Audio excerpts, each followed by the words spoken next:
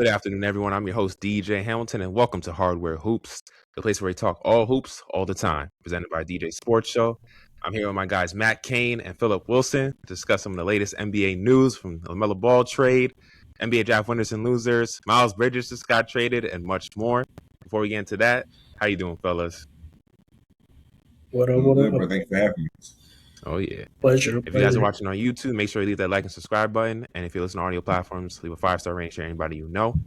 So first things first, fellas, first thing we want to discuss is the biggest thing we want to discuss is the LaMelo Ball trade that happened recently. The Timberwolves, they receive LaMelo Ball, Josh Green. The Hornets get Naz Reid, an unprotected 2033 first-round pick.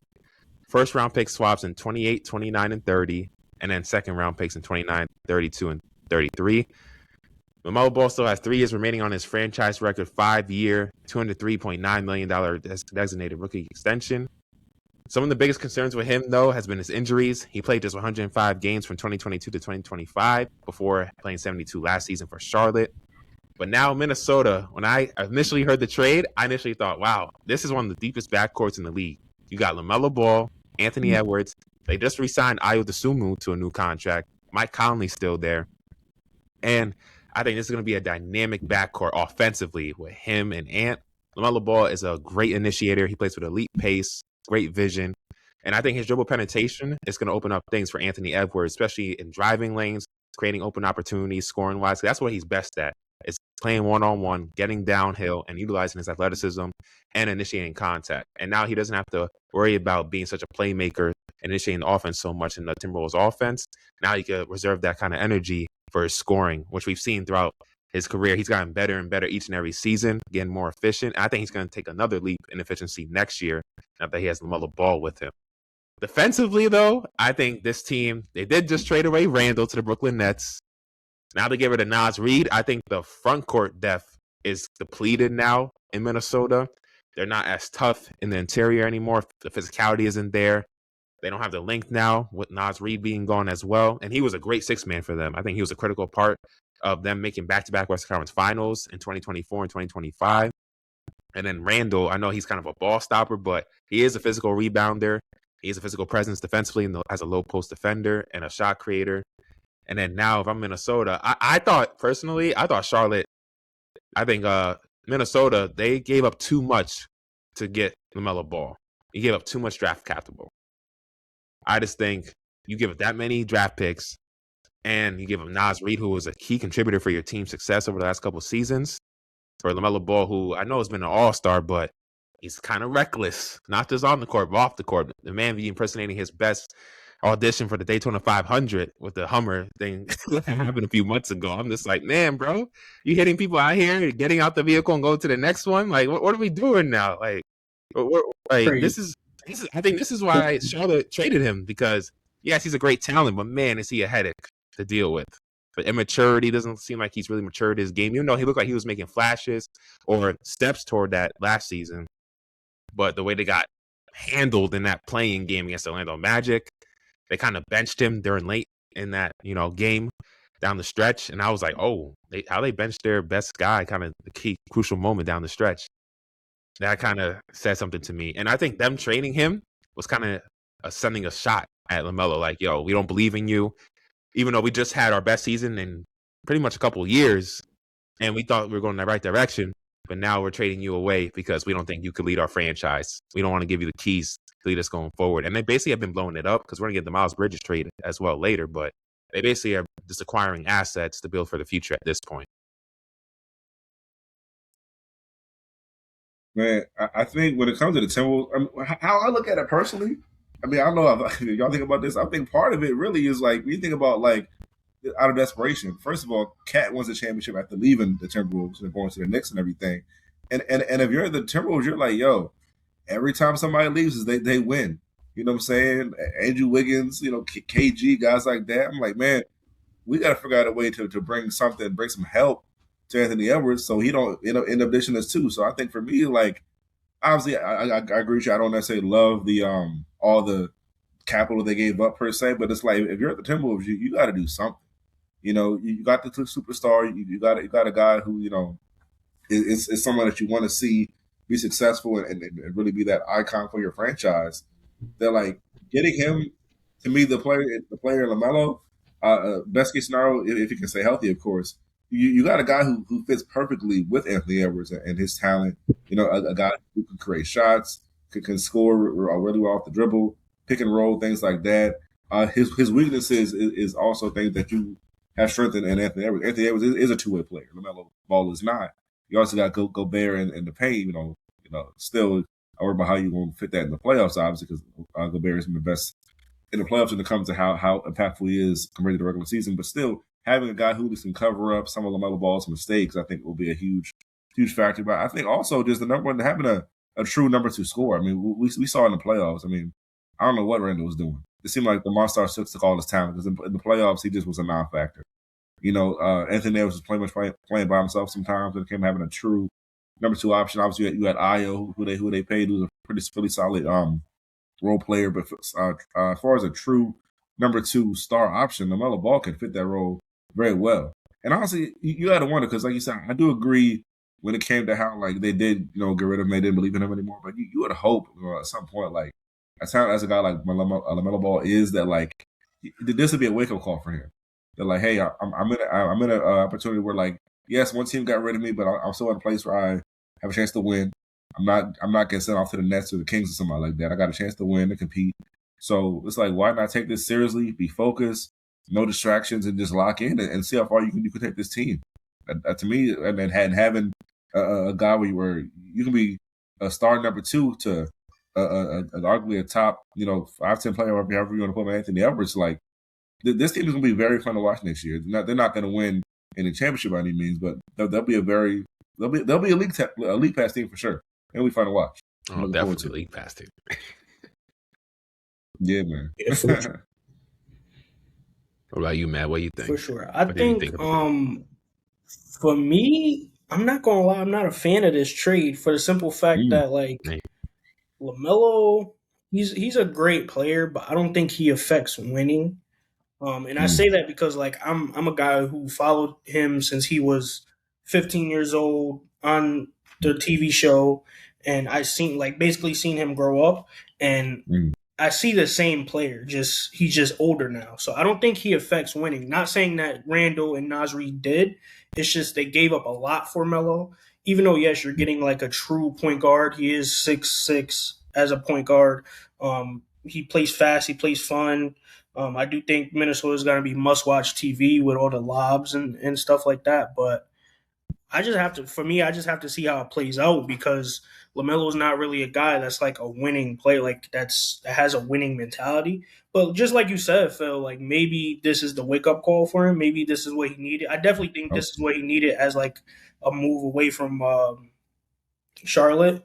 And then Charlotte, they're just blowing it up. I don't know what's going on over there, but Minnesota, if this doesn't work, I don't know what will work because they also gave up like Naz Reid. Like he was a 6-man candidate. He was the next best for outside of Randall. So I'm just waiting to see like how is this going to translate to the on the court, No, they better hope it works because if it doesn't, Anthony Edwards is out of there. I'm telling you that right now. Yeah, that's true. At the end of the 2027-28 season, I think his contract ends. I think he leaves. If this doesn't work, if they don't make a deep run to conference finals or even NBA finals, which I don't see with this roster, not when you have juggernauts like the OKC Thunder and the San Antonio Spurs, they're still getting better. And then I even think the Denver Nuggets are probably better than the Timberwolves now, especially now they got rid of Randall and Naz Reid. Like, yeah, Jokic struggled against them. They had Gobert, but now outside of Gobert, when he goes to the bench, who's going to guard Jokic now? Now they don't have that depth in the front court anymore. So I think Denver also is another team that will be better than them next season as well. Because I remember I mentioned it on Twitter and somebody kind of came at me. I'm like, do you not see that you guys are pretty much depleted in the front court? like what, are you not seeing what I'm seeing? Because I don't know what you're seeing, but I mean, you saw them play. Yes, Gobert is like the Jokic stopper, sort of say, but you also have Randall, his physicality. Naz Reid could give you defensive minutes at times against Jokic. Now you're going to ask Jaden McDaniels to do it. I know he's a great defender, but he's kind of on the skinny side. You know what I'm saying? He doesn't have the physicality of a Randall or even of a Naz Reid. And then Jaden McDaniels, we're going to have to see him step up offensively now too. with LaMelo and Anthony Edwards. Yes, those are going to be 1 and 2, but now you need someone who's consistent throughout the season to be that third option because Randall's gone now. And I thought Nas Reed was a better offensive player than even McDaniels, even though he's improved offensively. But I think Nas Reed was more consistent offensively. Now you're going to have to ask him to do more and exert more energy on the offensive end. And will that hurt his defense? That's the question we have to really ask ourselves. Like, okay, if this affects his defense, that's going to, because we're expecting him to guard the best perimeter players on each and every team every single night. So that's something I'm curious in seeing how that all works out. And then Ball, you're betting on his health because this is the last bet on Anthony Edwards staying. Because if this falls through, Anthony Edwards is going to do what he did. Like he might not get traded, but he might leave and just go somewhere else. Because if they hear any rumblings of him being upset, it's like KG again. It's like Cat, and we've seen what happened with them. They ended up going to winning situations and winning a championship.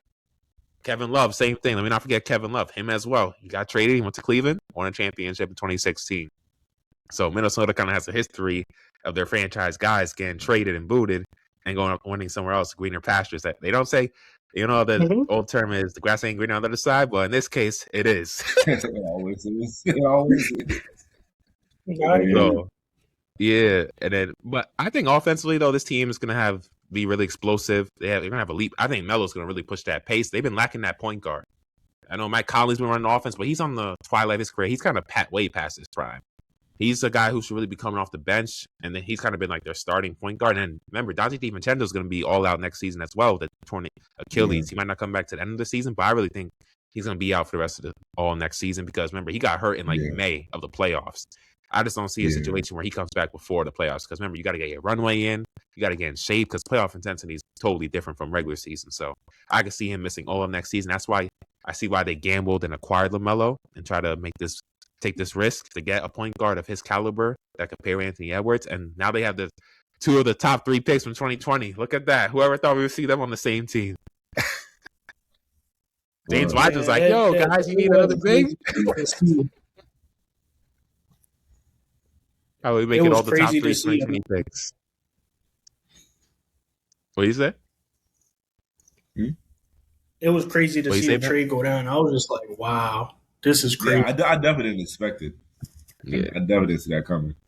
No, I do think it's one of the things where like bad teams do what bad teams do, man. Like in the case of the Hornets, like you finally have something to look forward to. We were talking about this before the show. It's like, man, it's like you at least got to see like, okay, you got a good young core, LaMelo, you got Brandon Miller, Knipple, he's solid. So it's like with that little trio, you at least could see like, okay, man, like in the second half of the year, we was looking nice. Like we beat some good teams. We beat Boston in Boston. Beat the Knicks. You know what I'm saying? They had a good little runway. You know, obviously didn't finish off by making the playoffs, but still, like you think you have something to build off of. So I just wonder if you're the Hornets, it's like, what's the plan? Yeah, but that's what I think. Like, when it comes to teams and like especially bad teams, it's like okay, like I'm assuming you want to win. I'm gonna just assume you want to try to do something. You at least be better than last year. So it's like. How have you put yourself in a position to be better than last year? Because I don't see it.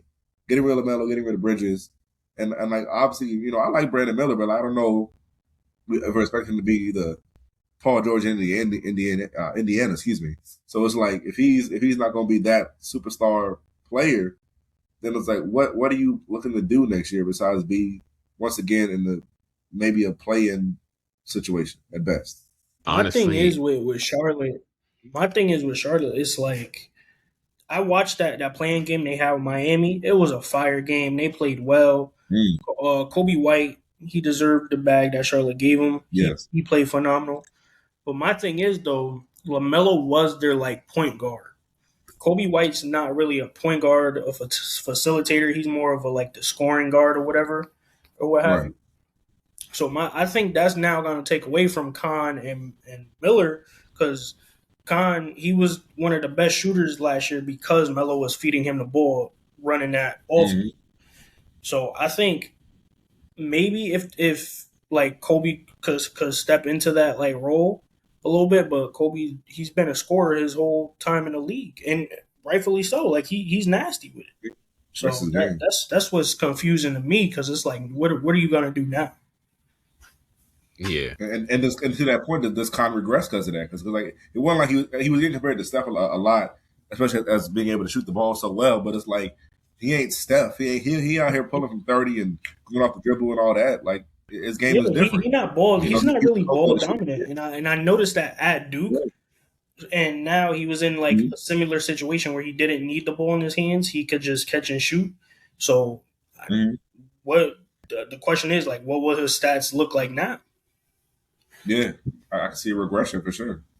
Nah, the Hornets are clearly saying, yeah, Con and Brandon Miller, you guys are our franchise cornerstones now. Hey, give you guys the keys. Show us what you got. We traded away LaMelo. We got rid of Miles Bridges. We're getting that traded soon. But now you guys got to take the next step.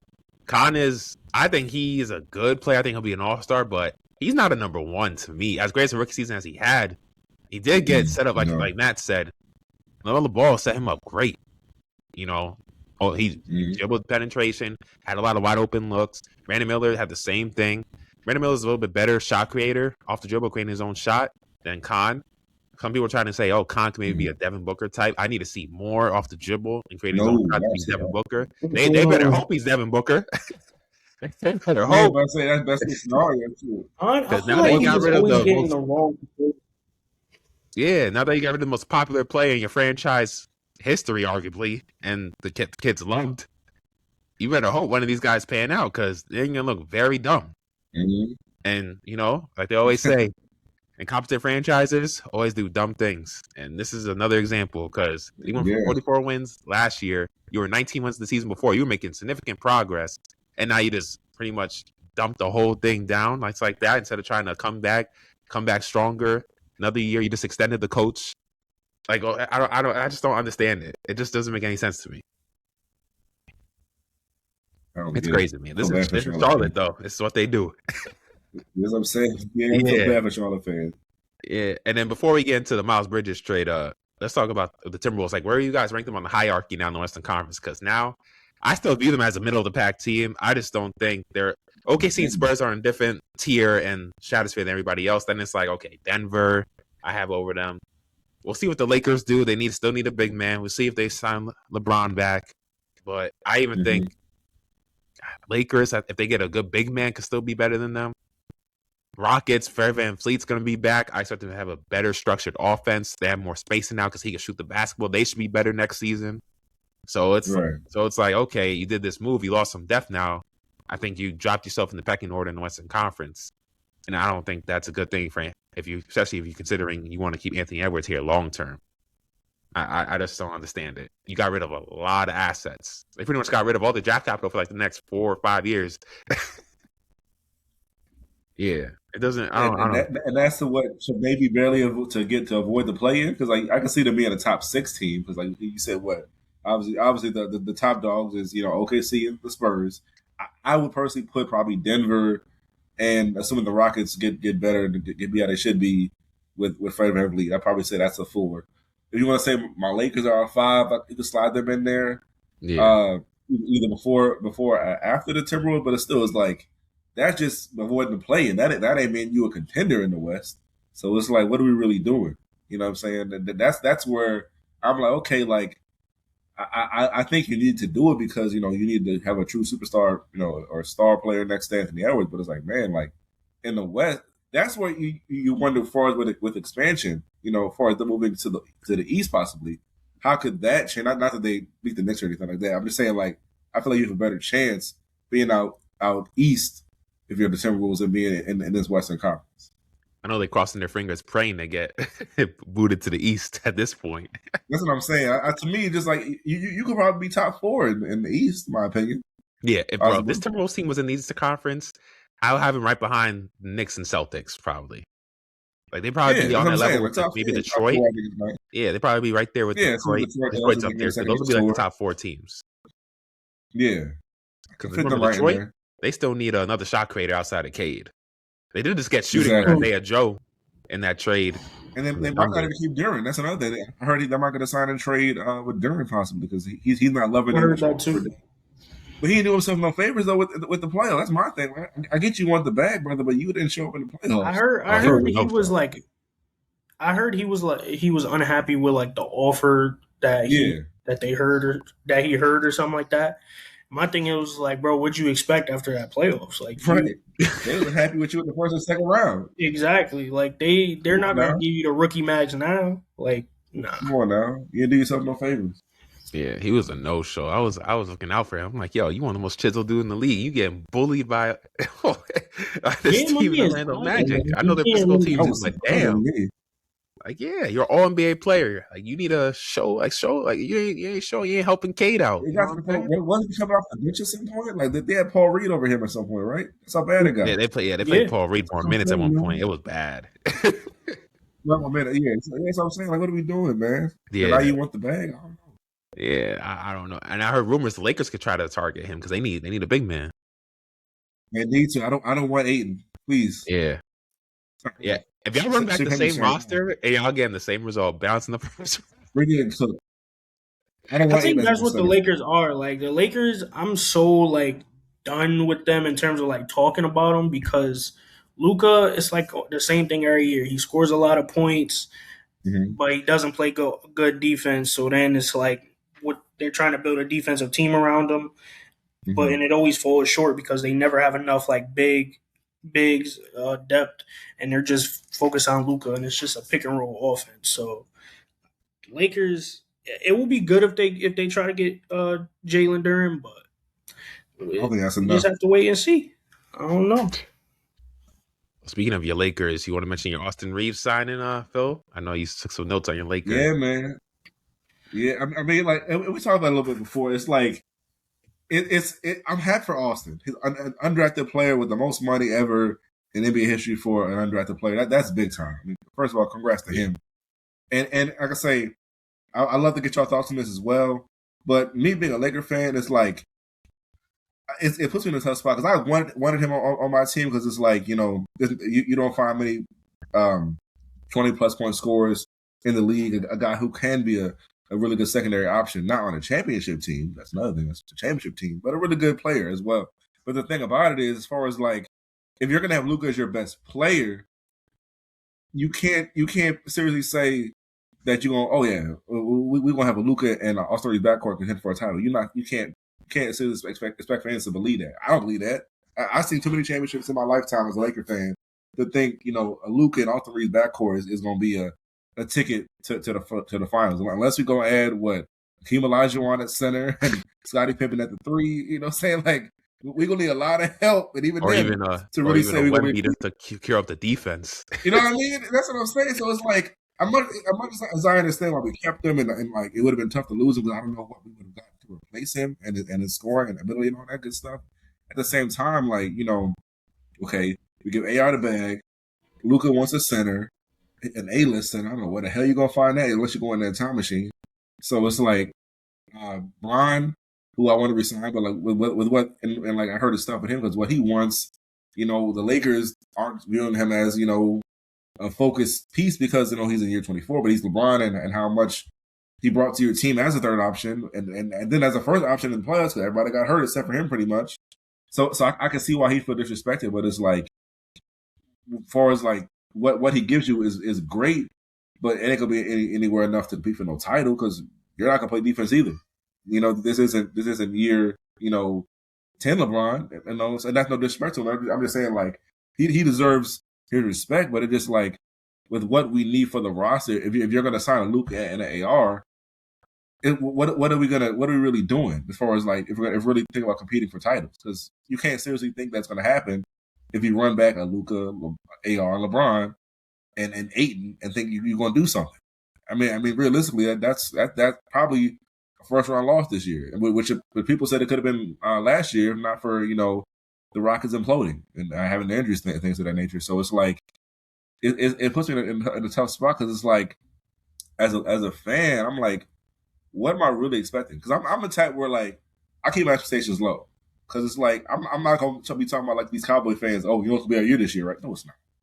Like, with what we're working in right now, you can't say that, oh, yeah, with what OKC got, what the Thunder got, what I'm saying, all these other contenders, true contenders in the West, that we even sniffing them right now. So to me, it's like, I'm conflicted of being happy for AR, but as far as what this team needs to be a championship contender, you can't say that we're anywhere close to that for us to construct. And then part of it, I guess, that is on Luka, because at the end of the day, like when you say Luka and the AR backcourt isn't going to be enough to win you a championship, as great as Luka is, that's on Luka. You know, to me, because it's like that one of y'all got to play defense. Damn, you know what I'm saying? So it's like, as much money as you get paid, you're the number one scoring option, and you can compare it to all these all-time great players, and like you got dudes who now winning championships, you know, before you, and they win MVPs before you. It's like, hey man, like at some point, like is it you? You know what I'm saying? The era too, everybody's winning. Luka, you got to get one. You got to bring that Luka thing as well. So it's like at some point, like do you have to question if this is going to be what are we going to do? What do we need to do to build a true championship contender in this Luka era? As of right now, like it ain't looking anywhere close to good. I'll say that. And are you?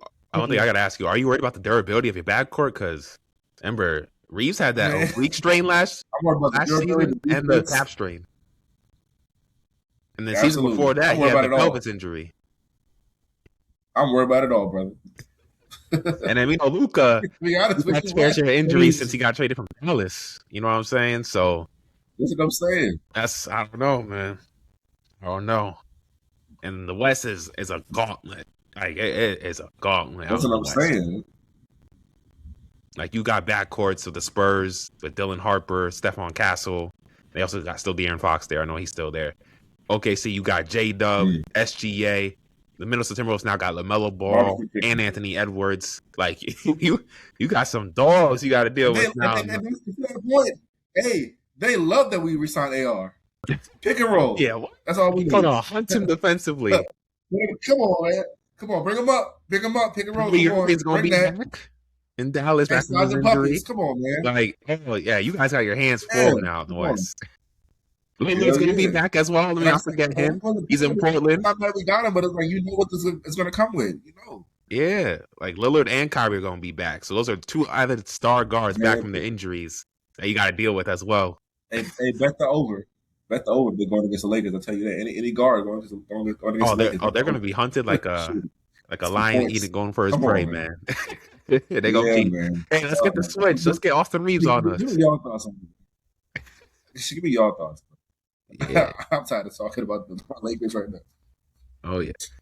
Well, what about this Miles Bridges trade? We got the Hornets. It just happened a couple hours ago before we got on here. The Hornets traded Miles Bridges, a 2029 first-round pick and 2027 second-round pick to the Phoenix Suns for Grayson Allen, Royce O'Neal, and a 2033 first-round pick. This is the second trade they've made since the LaMelo Ball trade in a matter of days. And they're clearly, like we said, going in a different direction. Now, we talked about what the Hornets, what they're trying to do. What do you guys think this trade does for Phoenix? Devin, please go to the Pistons. Please go to the Pistons, bro. What are we doing? Devin, stop playing in the desert, bro. What are we doing? Yeah, I think we just talked about all these teams in the West that's contenders or might be French contenders. What are we doing what are we doing? Yeah. You know what I'm saying? Like, Devin 30 now. He just changed his number. You know what I'm saying? Like, come on, yeah, bro. He changed his number for a fresh start.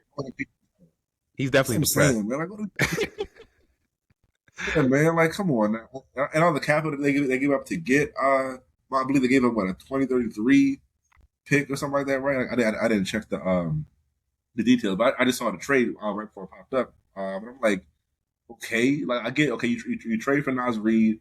I guess you want to swap Nas for Miles as far as your starting point for, but at the same time, it's like I don't think it's really gonna do nothing for it. I don't think either team really is gonna make much moves when it comes to the Miles Bridges trade. To be honest, as far as like progress, I don't see it moving the needle in any direction. I agree with that because that's it. Because I was thinking, like, when I just saw it, I opened up my phone, I saw it, and I was like, Phoenix Suns, like, low-key, who's over here? And then I thought about it. I was like, all right, middle of the pack, Jalen Green, Dylan Brooks, like, middle of the pack team in the West. So I'm like, how does Miles Bridges, like, add on to that? So then my first thought was just like, all right, Devin Booker, you need to dip. Because it's been you spent 10 years there, you still relatively young for your seasons. Like, he's only 30 and you feel like you've been in the league forever, so he needs to go somewhere while you still can play at like a decently high level. Just like I said, like Detroit needs a secondary scorer. I think Orlando might need a secondary scorer. So like he has options to go. Not really. Like he could go places to try to contend for a championship. He doesn't have to like go bandwagon anywhere. Um, but yeah, Phoenix, I don't really know what they're doing either. I think they're just middle of the pack. It's really nothing much to say. I already said Charlotte. I don't know what they're doing either. So Yeah, we know what's Yeah, yeah, Charles so blowing it up. I do want to say like Royce O'Neal and I don't like that they gave a Royce O'Neal and Grayson Allen. I feel like they were good like key role players, especially like Royce O'Neal. I'm kind of like a fan of his. So I think Royce O'Neal he might do good in Charlotte, but maybe he gets flipped and goes somewhere else. Who knows? One team I will add that you didn't mention, I would say the Indiana Pacers too. They could use a backcourt shooting guard next to Halliburton, especially since they didn't get that top 5 pick like they wanted to. Because they're like, oh, the Zubac trade. Now look what it ended up being. They didn't get that top 5 pick, or everybody's saying they were losers from the draft. But if they can get a Booker that can pair with Halliburton, who will make his life way easier. Booker could play off the ball. I think that'll be a great fit for him. And in Indiana, he has a chance to win. I think that would be a really good fit for Booker. I don't know what will happen. He has a lot of places. Yeah, he has a lot of places where he can go and try to win. Yeah, with his skill set, he can go a lot of places. I feel like Detroit and Indiana fit like the best for him. Yeah, I feel like those two are probably the best. And I'm Devin Booker. I know he wants to be Reggie Miller and be loyal and do one franchise, but man, you ain't winning there, bro. All that. Ever since the finals of 2021, it's been downhill for this. And then Chris Paul got traded, and it's been worse since. When they added KD and they still had Chris Paul and Devin Booker, I thought it was like, all right, they could definitely win. But they traded away Chris Paul. Like, I don't know why you guys traded away Chris Paul. Like, you guys could have still won with Chris Paul even at his older age. So I don't know what they were doing. They were 8-0. They put Bill with that combo. You got 3 players who basically play the same style that are like different levels of each other. So it's like what are we doing, bro? Like, come on. Nah, that was tough. Devin Booker, man, it's just crazy. I remember when people were comparing him to like Kobe-esque, like the 24 Kobe when he was on his come up. Because I ain't gonna lie, that 2021 playoffs, his efficiency was crazy. Every time I see him shoot in the mid range, it didn't seem like he missed, especially in that finals. That playoff run in 2021, he was on one, man. He's shown he could play in big games. He just doesn't have the organization around him. I think he's more of a number 2 option on a winning team than a number 1. Yeah, but I just think he needs to go to the right organization where he could have a chance to actually win. And it's not going to be in Phoenix. I definitely see him asking out within the next year or 2. I just don't see him staying there. I hope so. Yeah. Who knows? He might do it in the next 3 hours. Who knows? I hope so, bro. He in purgatory at this point, man. Yeah. And I just know Jalen Green and Dylan Harper are like giving him a headache, bro. Because I know they're just wandering on parties every Friday. I just know. Yeah, no, definitely. Since we got into some free agency stuff, let's do our draft winners, fellas. The draft happened this past Tuesday. It was a loaded draft. To me, the best draft of this decade so far. One of the most talented classes. The most talented class I've seen since 2018. They had SGA, Luka, Trey, MPJ, Triple J, and a lot of great pieces in that class. Landry Shamet, got to shout out him. New York Knicks champion was in that class as well.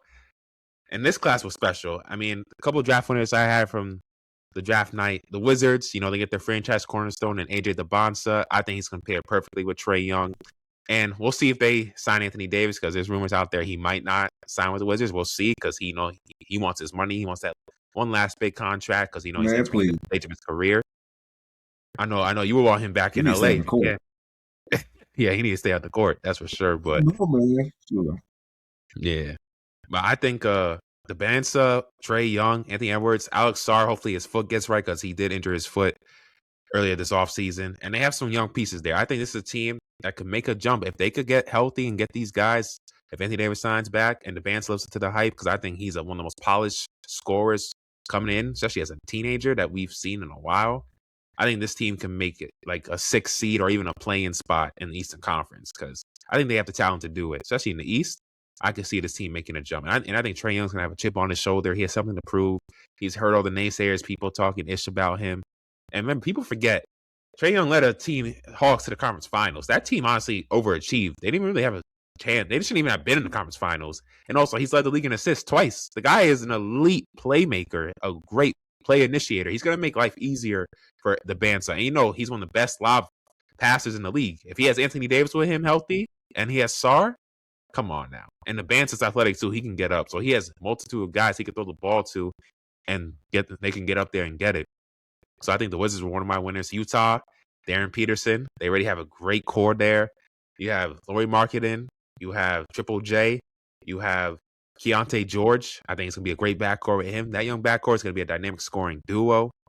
And then we'll see if they resign Walker Kessler. He's a restricted free agent. And there's rumors that the Lakers can try to, match the offer sheet or something like that. So that's interesting to see. And then you have Ace Bailey, who might come off the bench or he might start. We'll see how that dynamic ultimately unfolds. But Darren Peterson is like the band. So I think he's even more polished because he is a great shooter. He has great mechanics on his shot. He also views himself as a point guard. I think he's a shooting guard. But Peterson is someone who could create offense downhill. He could play off the ball, come off screens, and he's a good defender. I don't think his defense doesn't get talked about enough. He's a good on-ball defender. He locks up, he gets down in the stands, and he guards guys. And he's 6'4", 6'5", 6'10" wingspan, so he'll be able to guard both backcourt positions in NBA. And I think Utah with the Triple J, if Walker Kessler comes back, and you have Darren Peterson and Keontae George who also defend, I think they're going to be interesting next year in the West. I think this is a team that could potentially make the play-in, maybe that 6th playoff spot. They have the talent to do so in the West. What do you guys think of Utah before I get to my other ones? For me, Utah, I think like they have a lot of young talent, especially with like Ace Bailey and Jaren Jackson now. So I think they're building something. I have to see it come to fruition and see like how it's going to translate to the court for real, and especially because they're in the West as well. Like they're stacked in the West, so it's like maybe their ceiling is like middle of the pack team, and then they end up blowing it up again. But I have high hopes for them. They're very exciting. So just willing to see like what they're gonna do. And now with Darren Peterson. So. Yeah. The one I want to mention as one that I thought was underwhelming was, for me, the Nets not getting Darius Acuff. I mean, you could say partly because, for me, I wanted it because Jalen Brunson's on the Knicks, talented small guard. I want to see him in Brooklyn. Yeah. Darius Acuff. No disrespect to Michael Brown Jr., you know what I'm saying? Yeah, probably can speak to his game more than I can, but I watched Darius Acuff a lot in college. I was very high on him. So I'm like, to not get him, to me, what could have been potentially a Jalen Brunson similar situation in Brooklyn, to me, that was a miss. I think Sacramento definitely is a winner in that regard for getting him. But that was probably my biggest winner loser in that situation. I mean, probably another loser, if I give you one, a team that doesn't have draft picks, the Blazers. You can't really compete for being a winner if you ain't got no damn picks, especially when you a first round lost team. So it's like, if you ain't getting better, you're getting worse. So that's a team I would say was a loser for sure. One more I can give y'all as a winner is them damn Thunder. they do what they do. I gotta say, go ahead. I was tight that Acuff didn't go to Brooklyn, but Michael Brown Jr. he was nasty. Like he was nasty. Okay. Yeah. So I agree with you that they're like basketball purgatory. Yeah. Okay. Yeah. I'm gonna get your perspective on that too, for sure.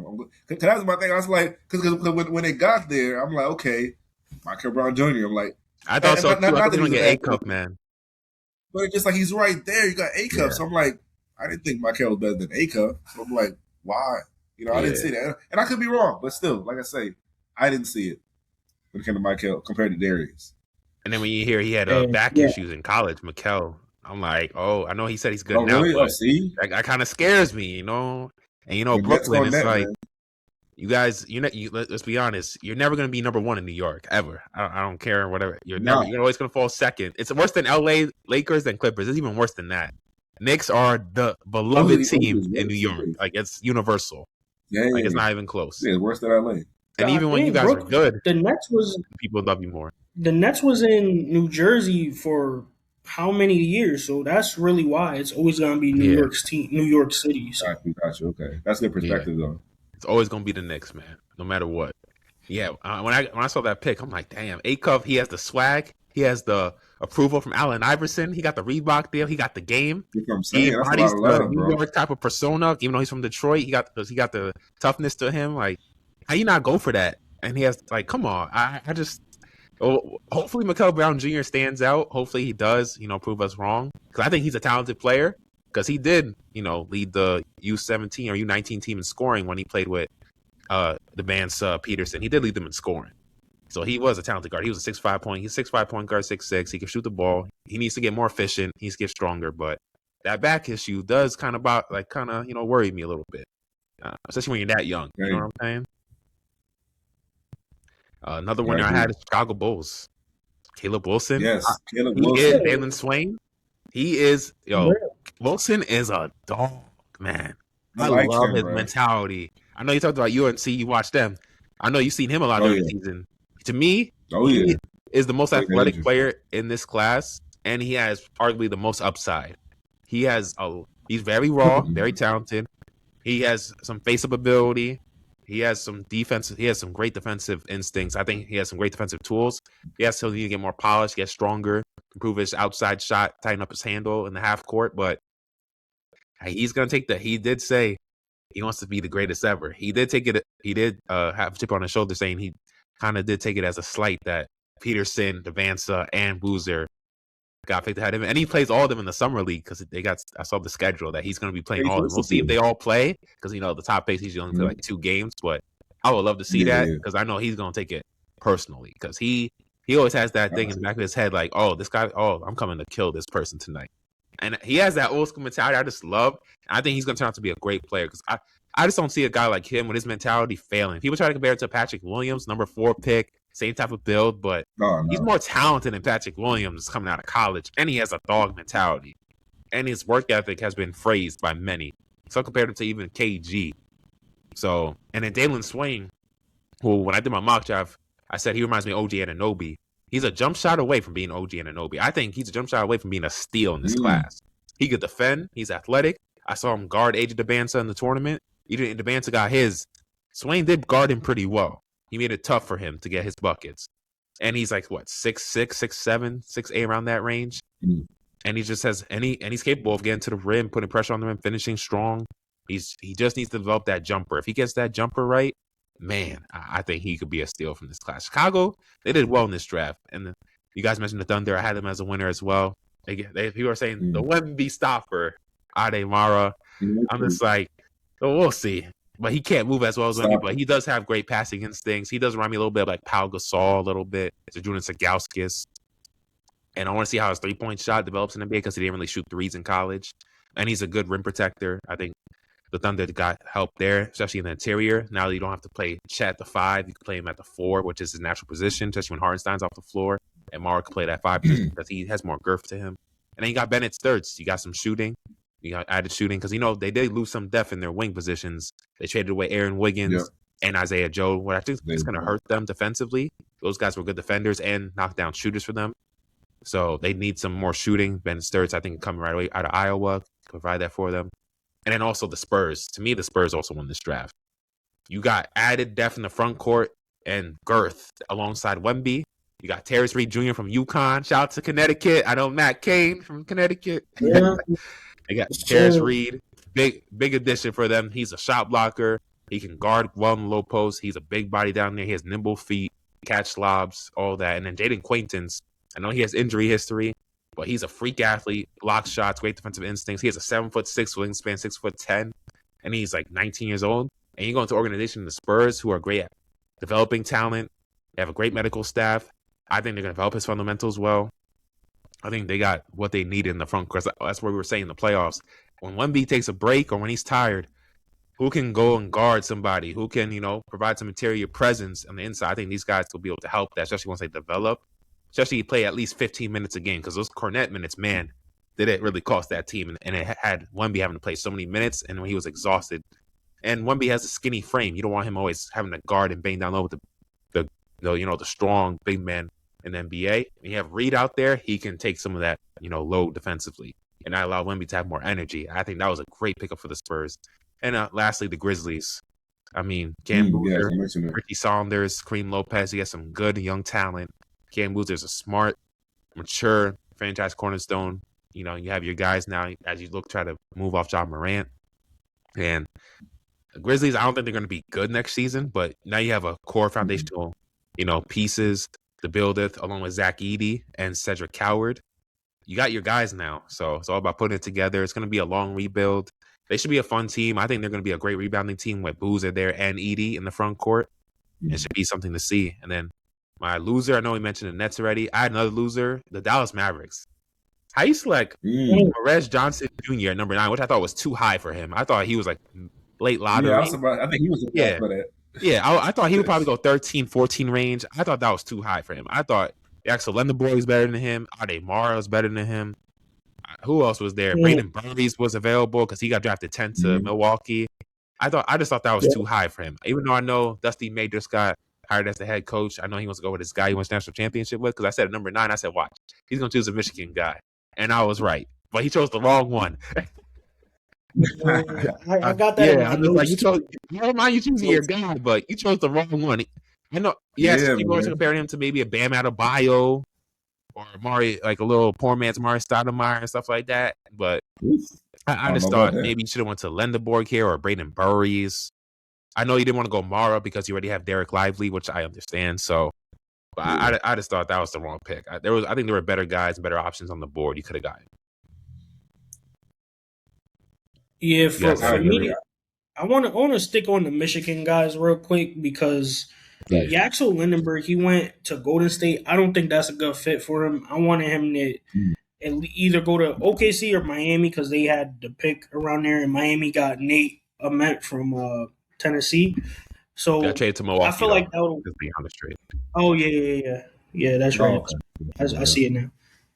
But yeah, I thought Lindenberg should have either went. And seeing that his teammate went number 9 and Lindenberg went 11, 2 spots after, he definitely should have been with Dallas then because no disrespect to Johnson, but Golden State's not really a developmental team, so. Hell no. Ask Kuminga about that. You know what I mean? But I'll give credit real quick to the Bucks. I feel like with trading Giannis, obviously you lose a superstar player. But I thought with getting the combination of Braden Burries and Nate Ament in the first round, I think that those are 2 solid young players that you can hopefully build around for the near future. I especially like Braden Burries. I didn't know too much about Nate until I saw his highlights. But I think as far as like what you trying to manufacture your trade pieces and see what you can conjure up. I thought they did the best they could with what they had or their options. Yeah, when I dropped it to men, I'm like, they trying to do the Giannis thing again. Yeah, to get a young raw wing who people don't believe in, who has some talent, 6'10", athletic, and they're trying to see what they can mold him into. I'm just like, I'm like, they think they slick. That's why when they drafted him there, because I knew the pick was going to Milwaukee. I saw it when the trade happened because I did a separate Giannis video on the trade. Like a quick video the other day, and I was just like, when the draft happened, I'm like, yeah, I see what they're doing. I see what they're thinking here. Even though I don't think he'll ever be honest. Giannis is a top 20 player of all time. Come on, man. But like, they got some talent. Milwaukee, I mean, we'll see what they end up being because I think Burries could be a guy come in right away. I think Ament's going to take a few years to really, because he needs to get stronger. I want to see him get more efficient with his offense and his shot, and then. I want to see how it does. I think he could be a solid defender, but I want to see how he puts all those tools together. So those are some things to really consider going forward. Milwaukee is going to be tough to, and they got Tyler Hero there. They got Hodgcast there. They won't be, they're going to be bad, but they're not going to be at like the bottom of the East. You know what I'm saying? Yeah. They're going to be bad, but they got a there. They got a 6 man of the year there and Hodgcast. You got some, and then now there's some young talent. I think they won't be the worst team in the East, but I think they'll be like maybe the bottom 5. That's why. We're still ain't bad because with the way the draft stuff has been rearranged now because of Adam Silver, you can still get the number 1 overall pick. Yeah. Because nothing's promised now. So who knows what can happen next year. Well, next year, nobody ain't going to care about number 1 pick because the draft is so terrible. Oh, yeah. That was bad. Yeah. That's what I've been saying. Like, there's no, nobody's high on anybody in next year's class, bro. Nobody's like, oh, yeah, this guy's going to be a guaranteed star. Just like compared to. And it's crazy. You haven't heard any names. Like, I remember, always the year before, like, I knew about Wembanyama. I knew about Flag. Like this Agent year, Banter, he's coming out next year. I ain't gonna lie to you. Like Tyron Stokes is cool, but I don't know, man. I've been saying that for a while with him in high school. I'm like, yeah, he's good, but how's he gonna do it against bigger, stronger, better skilled players? I don't know. Nothing like stands out. I need to see it in college and see how it translates. Cause and then what's he playing for? Kansas next year. Okay. Yeah, he's going to Kansas. And then the freshman class is not that great. That's why it's not considered a great class because the freshman class. It's usually the freshman class that makes up a great class. One and done. So. Oh, of course, yeah. Yeah. That's why I'm just like, 2027. A lot of people are giving up their draft picks because they're not really valuing those draft picks as obviously. Nobody was trading away draft picks for 2026. Everybody was keeping those picks. Yeah. Hey, unless you're the Pacers. Yeah. That didn't work out well for them. Yeah, that didn't work out well for them. It's all what happened. A few questions I want to ask you guys before we close the show. Who do you think will win Rookie of the Year in next year's loaded class? Ooh. I mean, I'm not a fan of this team. Obviously, I'm a Laker fan, but I'm a supporter because I spend a lot of money going to their games, being near the DC area. I think AJ, bro.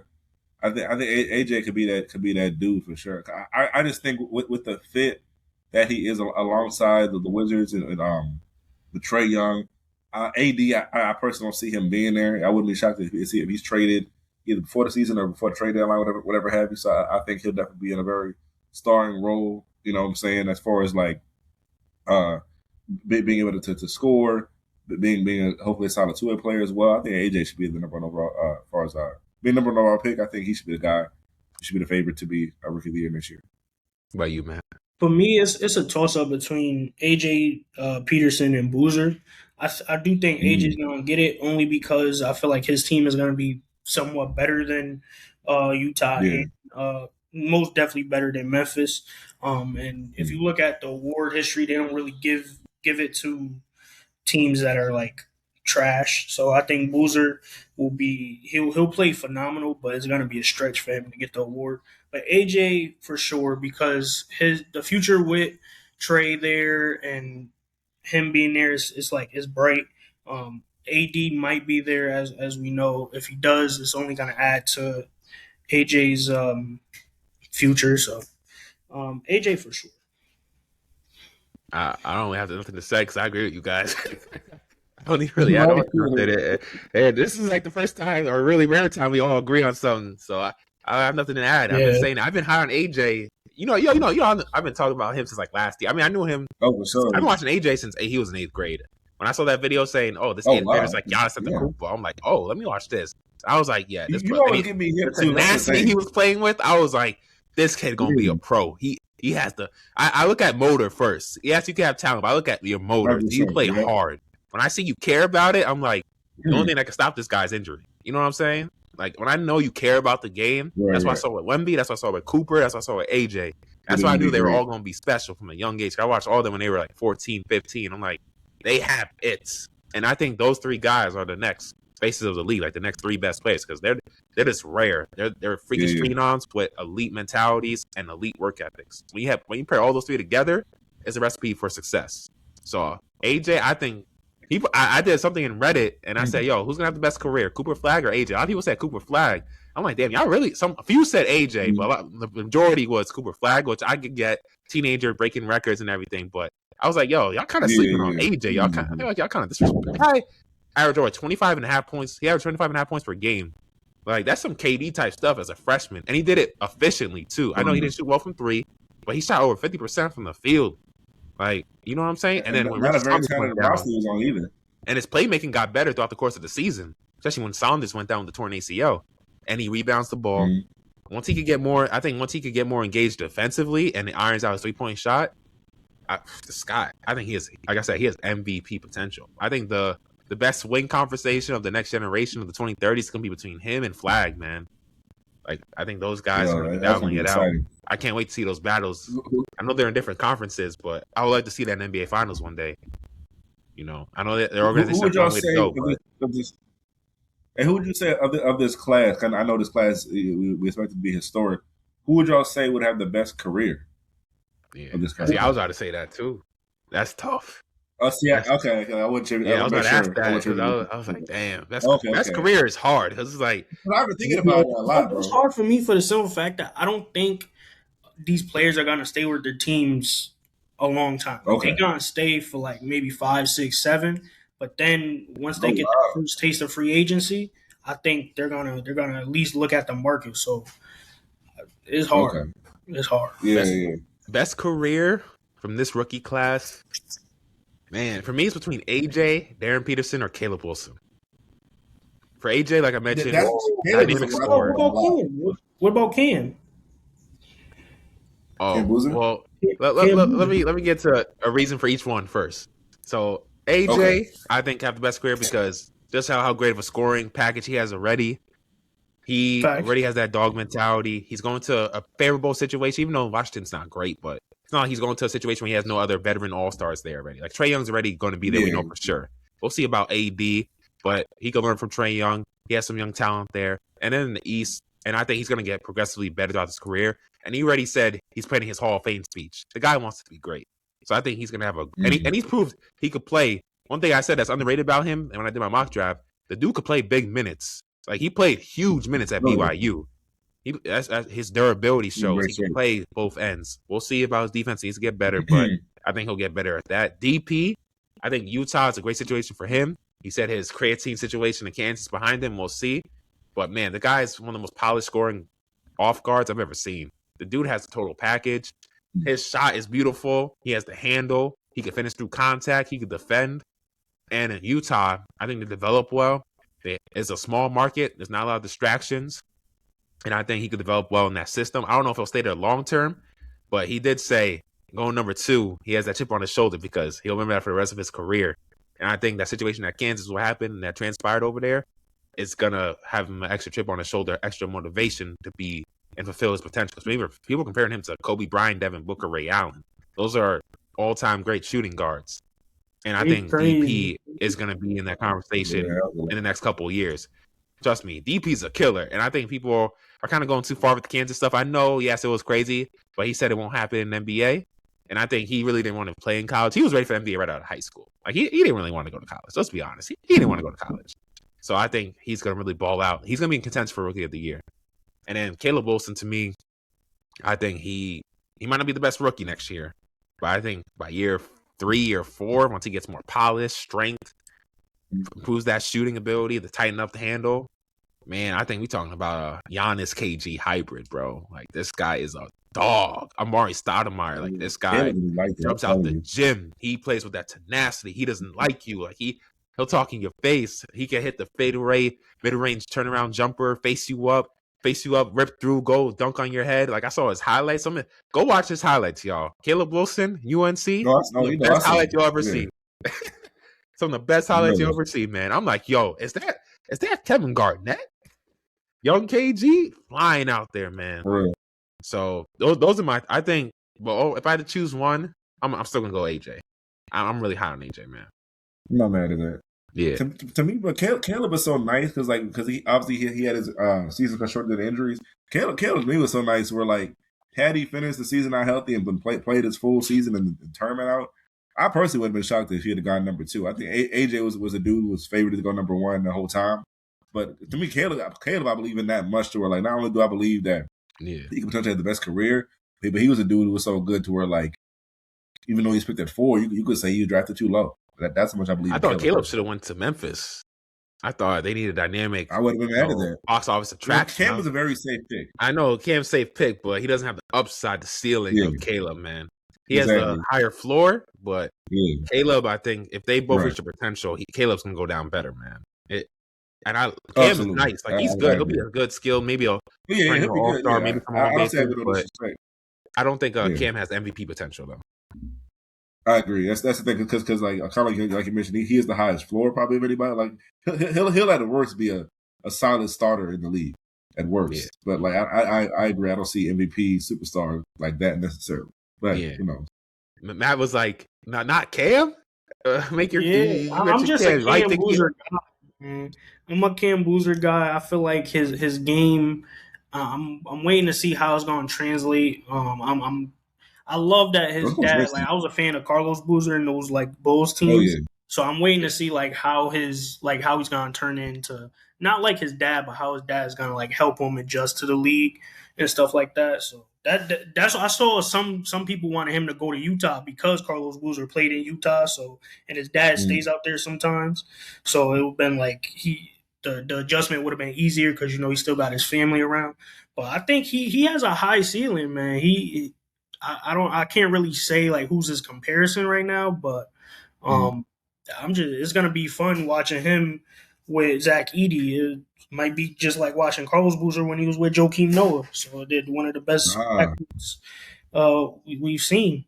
So yeah, I'm just a Cam Boozer type of guy, man. I can see Cam being at least as good as his dad. People who don't know, Yeah, of Carlos course. had a really good career. Carlos Boozer was not a all-star scrub. in the He NBA. two-time All-Star. Yeah. He's an like all-star. It's not easy making all-star in the NBA. Hell no. And he's going up against Toby in the West. Ain't nothing you can do about that. Yeah, You know what I'm saying? so they battled Darren Williams and Carlos Boozer. Go back and watch that 2009 first round, man. That was a fight. That's the thing. That's some deep cut stuff, bro. Not everybody knows that. I saw Cam Boozer was compared to like No, Boozer Chicago was nasty. I saw Cam Boozer was compared to like a prime Kevin Love and Timberwolves, and Draymond Green tried to say. Draymond Green tried to say he has like, not saying he'll be as good as him, but he has like Tim Duncan qualities to him. Like he's quiet, doesn't talk much, but he's like skilled, has a high IQ and stuff. No, yeah, he does. I was like, okay. Obviously, he won't be the player Tim Duncan, but I can see like the qualities of him. Like, he doesn't talk much. He lets his game do the talking. That's he's not as tall as Tim Duncan, obviously. Compare him. Yeah, that's what I was trying to say. I really don't know who to like compare him to right now. I just love his game. That he doesn't really do too much. He gets his job done. Yeah, I was under control. For me, the closest comparison to me is like the Minnesota Kevin Love. I would say Banchero a little bit because of his body type, how strong he is. But I think he has even higher IQ offensively than Banchero. And I think he's a better outside shooter. For sure. and some bullshit sometimes. and he's a better outside shooter than Banchero. I think he showed he could shoot the three ball and step out and stretch the floor in college, which I think doesn't get talked about enough because he was very efficient. And he shot like over 3-4 attempts per game at Duke. So when you have that ability to stretch the floor, even though you're not really a great athlete, I think that really helps your chances of being a star in the NBA. But fellas, that's going to do it for the show. Tell people where they can find your work, man. Man, check me out. Wilson Way Sports Network, the blog site, Wilson Way Sports Talk on YouTube. Wilson Way Sports Talk, IG as well. Follow me on LinkedIn, Philip Wilson. Check me out all over the net, bro. And for me, Locker Room Logic on Instagram, TikTok, by way of Matt Kane Media is my Instagram handles. So Locker Room Logic, stay tuned. Got some stuff dropping over the summer, different sports, all that. So. Yes, sir. Make sure you guys check out my guy's stuff and, follow me on DJ Sports Show on TikTok, on Instagram, DJ Hamilton 23 on Twitter. And that's going to do it for the show, ladies and gentlemen. Here another episode of Hardware Hoops presented by the DJ Sports Show, where your host DJ Hamilton and my guys Matt Kane and Philip Wilson. And we'll see y'all next time.